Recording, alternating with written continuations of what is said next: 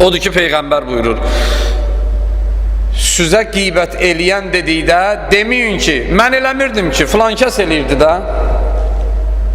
Deyir, yox, hər ikiniz şəriksiniz, qeybəti eləyən də, eşidən də. Bir dənə yolu var onun. İmam Sadiq əleyhissalamdan soruşdular, haram məclisə gedə bilərik. İmam buyurdu, əgər gedib haramı yığışdıracaqsınızsa gedə bilərsiniz. Yox, gedib özünüz də harama düşəcəksinizsə, yox, o məclisə gedmək haramdır. İndi görsən, bəziləri özlərindən məsələn hökm çıxardıblar. Özdə hətta bunu mən müəyyən tələbələrin də adından eşidirəm ki, deyirlər məsələn ki, bizim o haram məclisində, içki məclisində iştirak eləməyimiz bir növ təbliğat xarakterlidir. Yalandır, özü də qırmızı yalandır. İmam Sadiq əleyhissalamdan düz danışansansa, onda sən düz deyirsən, İmam Sadiq əleyhissalam yalan deyir, nəuzubillah. Ki bu da bu cür deyil, ki İmam Sadiq əleyhissalamın da adı Sadiqdir, sən yalancı.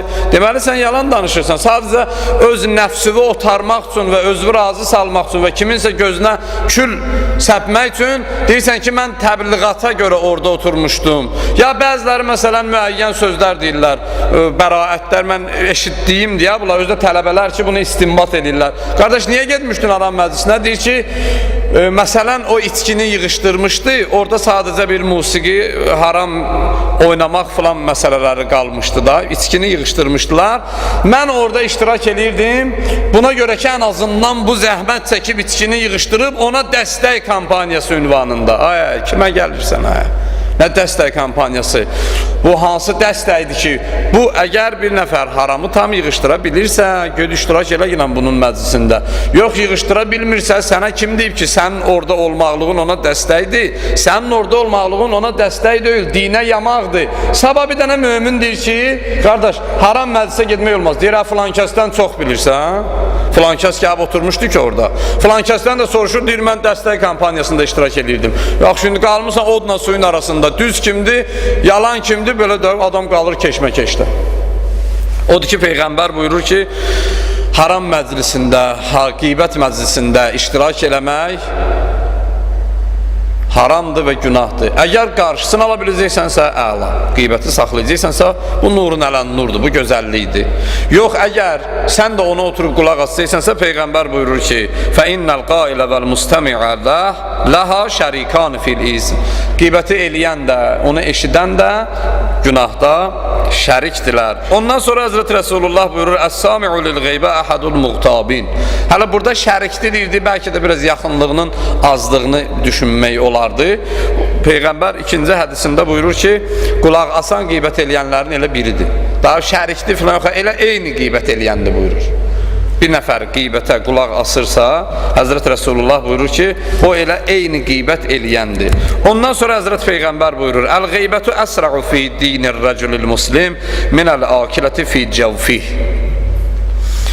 Peyğəmbər buyurur, cuzan və xora xəstəlikləri ki, insanın bədənində çürünmə əmələ götürür və insanı məhv eləyən xəstəliklərdəndir. Deyir, cuzan və xora xəstəliklərinin təsiri insanın bədənində qeybətin insanın ruhunda göstərdiyi təsirdən az və aşağı səviyyədədir. Təsəvvür edirsiniz? Yəni, ən təhlükəli xəstəliklərdə cuzan və xura xəstəlikləri ki, insanı öldürər, kütləvi qırğınlara səbəb olar və tarixdə də var bu cür şeylər, məsələn, olub, gəlir bir dəfəyə minlərlə, 10 minlərlə insanı qırır, müalicəsi də yoxdur. Bir dəfə Samirrada tarixdə var, mən lab qısasını deyirəm, o tutulur belə bir xəstəliyə millət, ziyarət-i aşura bir dənə onunla dərman edir və cəmaatı ondan nicat verir. Çox təhlükəli bir xəstəlikdir, yəni ölümlə nəticələnən. Hətta məsələn, bugünkü ən təhlükəli xəstəliklərdən biri xərçəng xəstəliyidir. Xərçəng xəstəliyinin zamanı və yaşamı ondan çoxdur. Bu dərhal elə kül elir, yoxa çıxardır, əridir, çürüdür insan bədənini. Peyğəmbər buyurur, necə ki, cozam və xora xəstəliyi insanın bədəninə təsir eləyir, qeybət insanın ruhuna ondan artıq dərəcədə və səviyyədə təsir eləyir. Yəni, təsəvvür edirsiniz, bilmirəm, görmüşsünüz ya, yox, belə yəni real olaraq məlum ki, heç birimiz onu görməmişik. Allah da qismət eləməsin bu cəmiyyətə inşallah. Amma bəzən adam o filmlərdə filanlarda görmüşük də, cozam və xora xəstəlikləri o nə formaya düşür. ət çürüyür, didilir gedir insanın bədəninə. Çox eybəcər bir formada. Deməli, qeybət eləyənin ruhu ondan da pis formada olur. Çünki Peyğəmbər buyurur ki, onun təsiri ona ondan çoxdur. Qeybət eləyən yəni o qədər eybəcər bir formaya düşür. Ondan sonra İmam Sadiq əleyhissalam buyurur ki, çalışın dilinizi qoruyasınız və qulağınızı qoruyasınız. Çünki bunları ikisi rol oynayırlar qeybətdə. Niyə? Deyir, yazıqsınız. Ağa, niyə yazığıq? Deyir, axı zəhmət çəkmişsiniz də, indi azdan çoxdan axı bir əməl eləmişdiniz də. Bir iki rükət namaz qılmışdın, bir iki gün oruç tutmuşdun, bir cüz Quran oxumuşdun. Nə olsun? Bunun qeybətlə nə bağlılığı? İmam buyurur, yox, əl-qeybətu təkulul həsənat. Nə qədər savab eləmisənsə, qeybət onların hamısını yiyər. Kəma təkulun naru əl-hətəbə. Necə ki, od odunu yiyir. İnsan sanki elə bilir ki, elədiklərinin orada qorunulub saxlamasına buna zəmanət verib kimsə. Amma əslində bu cür deyil də. Kimsə nə zəmanət verib ki, elədiklərin orada qorunulub saxlanacaq? İnsanın öz əməlini qoruyub saxlamağı öz öhdəsindədir.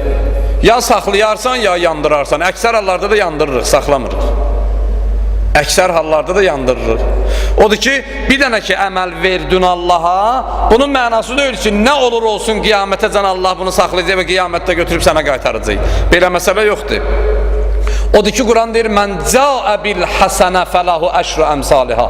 Kim bir dənə savab iş götürüb gəlsə, ona 10 bərabər əvəz veriləcək.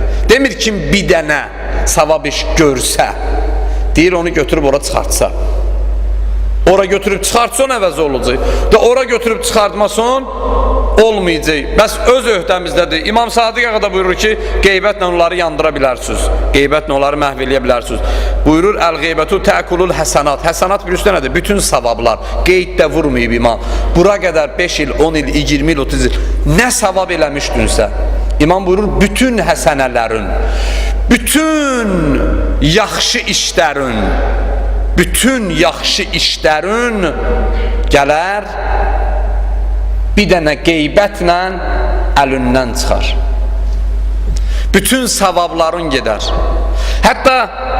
Həttası qoy qalsın.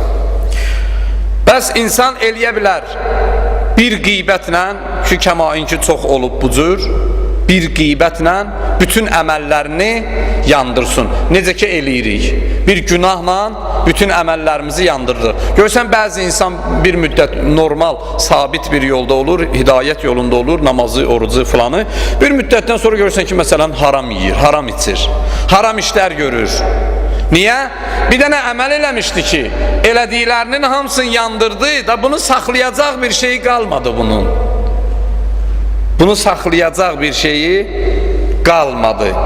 Ona görə insan bəzən uzaqlaşır o hidayət yolundan. Sonra bizdə yenə də insanlar özlərinə bəraət verirlər və insana istəyirlər dəyər versinlər. Deyirlər, filan kəs namazı atıb. Filan kəs nə boyda böyüyüb görəsən, nə qədər qudurub ki, namazı atsın. İnsan namaz ata bilməz ki. İnsan o qədər, üzr istəyirəm, çirkinləşər ki, namaz onun üstünə xət çəkər. İnsan nə boyda da bəyəm namazı atsın, namazı qəbul eləməsin. Namaz o həddə çatar ki, görər də bundan adam olmur, atar bəndəni qırağa. Çünki namaz insandan böyükdür. O da bir dənə günahın nəticəsində olur. Bəzən qeybətin, bəzən bir haram yeməyin, bəzən bir yalan deməyin. Odur ki, İmam Sadiq əleyhissalam buyurur ki, ehtiyatlı olun qeybətdən. Elədiyiniz bütün savabları aradan aparar. Od, alov, odunu aradan apardığı kimi. Allah'ın verək, öz Allahlığına xatir inşallah bizi qeybət eləyən və eşidənlərdən eləməsin.